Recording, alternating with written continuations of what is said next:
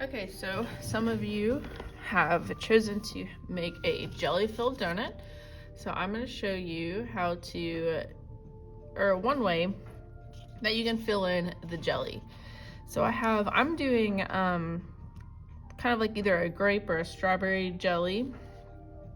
So I picked blue and red, and then I also have black and white that I'll be using. I'm going to start off with my blue, coloring it in at the top. So I'm coloring it all the way in nice and solid. Then I'm going to have it go down a little bit into the bottom part. Now I'll get my red, starting on the bottom, doing the same thing. Now where they meet, I will blend them a little bit so they're gonna kind of overlap right here in the middle. Now this part right here I'm ignoring. I redrew the shape of my jelly. This I'll end up going over, so that is actually not part of the jelly. Okay, now I think I'm gonna go back with the blue and blend them a little bit more.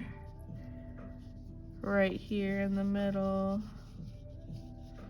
Kind of dragging some of that up. So it looks a little more natural. Maybe some of the red can come up into that part. So I'm going around, I'm imagining this as being kind of two different circles or two different blobs. I've got one circle right here where the jelly's coming out, and then another like puddle where it's spilling out. So I'm kind of going along with those curves. All right, now I think I'm ready. I think my colors are good. I'm ready to add some highlights and some shadows. So I'll start with the shadow, the black. And I'm gonna do the shadow. My highlight is gonna be on this side of it. So my shadow will be on this side. So I'm gonna start not pressing down very hard, just kind of lightly. I'm gonna get a little bit in this crease right here because there would be a little shadow in between those two blobs.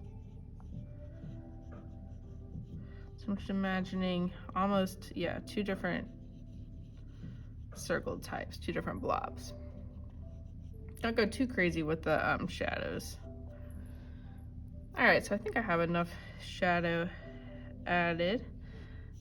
Now I'll go back in with the highlight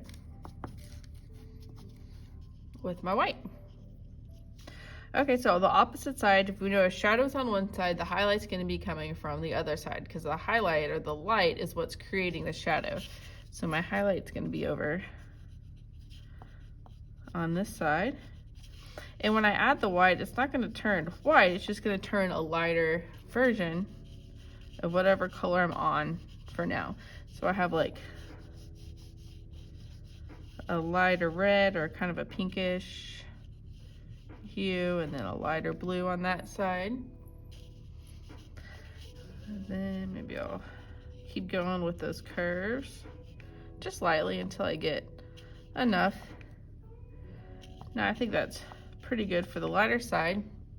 Now I'm really gonna go in a little bit harder. So that time I was going kind of softly to create a light blue and lighter red. Now I'm gonna add the bright highlight, so like the shine. So now I'll do not marks all over the place, but I'll pick some spots where I'll go a little bit harder to make a nice bright. So yeah, one of the keys, I guess, to making highlights work and look good is not doing too many of them. You need to place them in the right area. So mine are gonna be on this side of it. But I'm also not gonna add too many of them. And I'm gonna stop before I go overboard. I think this is looking pretty good for a nice little blob of jelly. Now, if you want a different flavor filling, you would just use different colors, but still with that black and white. Make sure the colors you are using are gonna blend well. I know that blue and red blending together make purple, so they work together. You're not gonna wanna use complementary colors. So I'm not gonna want a green and a red, for example, blended together. That would not be good. All right. there's our jelly.